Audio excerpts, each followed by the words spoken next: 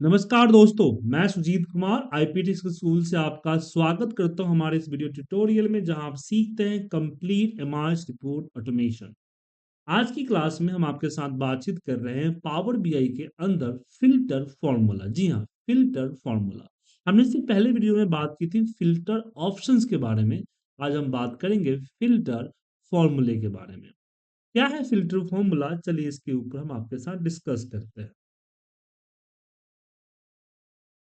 जैसे एग्जाम्पल के लिए डेटा है, बट मुझे इस डेटा में कुछ अलग फिल्टर चाहिए, मैं अलग सीट में कुछ फिल्टर डेटा चाहिए। जैसे कि मैं कुछ मंथ का या कुछ प्रोडक्ट का या कुछ इसका चाहता हूँ, पर्सन का चाहिए। जैसे मुझे मान लीजिए एक्सेल का ही सिर्फ चाहिए, तो उसके लिए हम यहाँ न्यू टेबल, आपको दिख रहा होगा, इस न्यू टेबल पे क्लिक करेंगे। इस न्यू टेबल पे क्लिक करने के बाद, क्योंकि फिल्टर फॉर्मूला सिंगल रिजल्ट नहीं देता है, फिल्टर फॉर्मूला रिजल्ट देता है ग्रिड में, मतलब कि एक टेबल। तो आप जब भी फिल्टर फॉर्मूला सिर्फ लगाएंगे, सिर्फ फिल्टर फॉर्मूला आप यूज करेंगे किसका, टेबल का। तो टेबल में मैंने बोला कि ये हमारा एक्सेल का टेबल है, देन मैं यहां पे दे रहा हूं फॉर्मूला किसका, फिल्टर का। फिल्टर फिल्टर के अंदर में मैंने अपना डेटा सेलेक्ट किया। अब यहाँ पे आता है इंक्लूड, कि आप क्या इंक्लूड करना चाहते हैं। तो हमने लिखा कि जो प्रोडक्ट है ना, डेटा का जो प्रोडक्ट है वो इक्वल टू होना चाहिए एक्सेल। क्या होना चाहिए, equal to Excel. Enter press कीजिएगा, आपके सामने पूरा डेटा आ जाए, पूरा का पूरा डेटा आ जाए, बाकी डेटा आपका नहीं आए।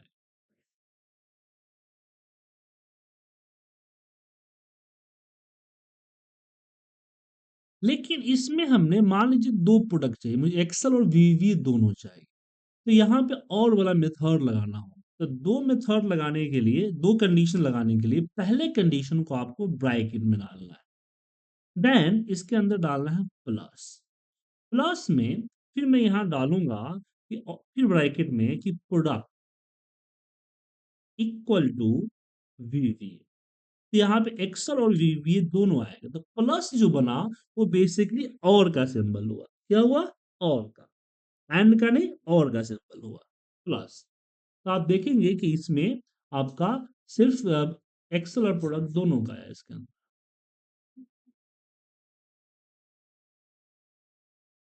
अब इसमें मान लीजिए कि मुझे और बोला नहीं चाहिए, एंड ऐसे तीसरा भी चाहिए, तो ऐसे प्लस और ब्रैकेट में आप वो कंडीशन डालते चले जाइए। जैसे मुझे एक्सेस चाहिए तो प्रोडक्ट, तीसरा चौथा पांचवा इसी तरह से आप डालते चले जाएंगे, इक्वल टू हमने बोल दिया एक्सेस। तो एंटर मारते ही ये आपका एक्सेस का भी आया। लेकिन मान लीजिए कि मुझे फिल्टर के अंदर में बिटवीन चाहिए, कि 50 टू 80 के बीच में। सो यहाँ पे हम लगाएंगे फॉर्मूला फिल्टर, हम देंगे डेटा और कॉमा, मैंने ब्रैकेट की दो कंडीशन है, तो ब्रैकेट में बोला कि जो क्वांटिटी है वो ग्रेटर देन इक्वल टू 50 आना चाहिए।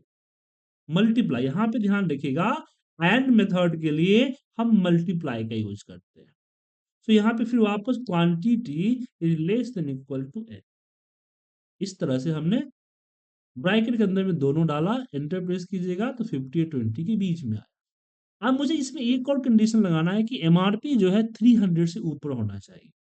तो अगेन मल्टीप्लाई का साइन देंगे, और यहाँ एम आर पी, अच्छा एम राउंड हो गया, एम आर पी, और हमने बोला कि ग्रेटर है 300, और फिर एंटर प्रेस कीजिए और देखिए 300। ऐसे 3 4 5 6 7 कंडीशंस को आप लगा सकते हैं।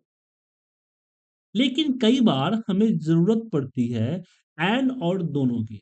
जैसे कि मुझे ओम और अजीत का चाहिए, और इसी कंडीशंस में, तो क्या करें, तो ये जो कंडीशंस है इसको हम एक और ब्रैकेट में रख देंगे सारे कंडीशंस को, देन इसमें प्लस का साइन देंगे, जिसमें हम लिखेंगे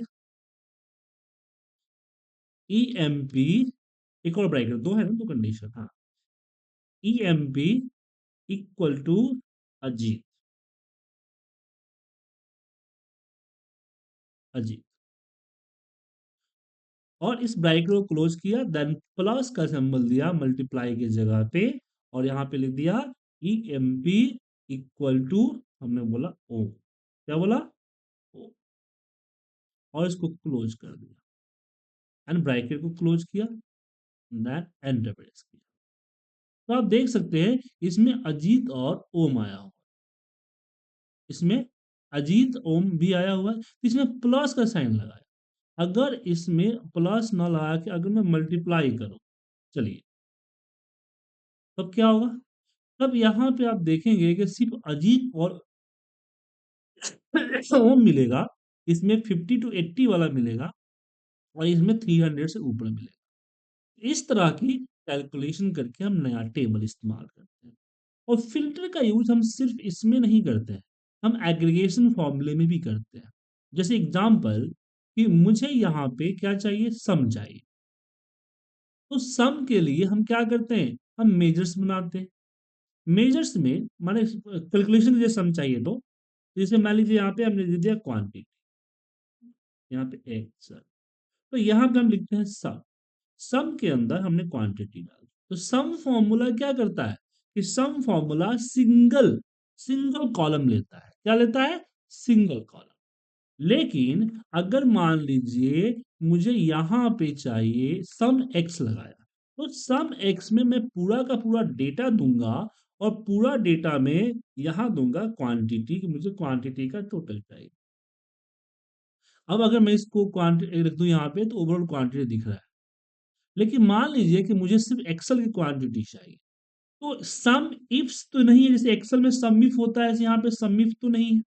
तो सम इफ लाने के लिए हम क्या करेंगे, यहाँ पे हम सम एक्स का ही फॉर्मूला लगाएंगे, डेटा की जगह पे हम फिल्टर लगा देंगे। फिल्टर फिल्टर में हमने अपना डेटा को सिलेक्ट किया और हमने बोला कि जो प्रोडक्ट है, प्रोडक्ट वो इक्वल टू होना चाहिए एक्सेल।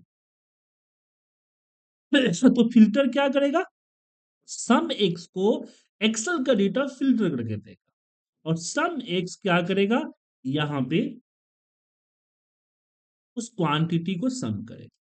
तो डेटा एग्रीगेशन में भी हम फिल्टर का इस्तेमाल करते हैं और अगली वीडियोज में हम डेटा एग्रीगेशन विद फिल्टर का ही बारे में बात करेंगे। तो इसी तरह मेरे साथ बने रहे इस चैनल पे,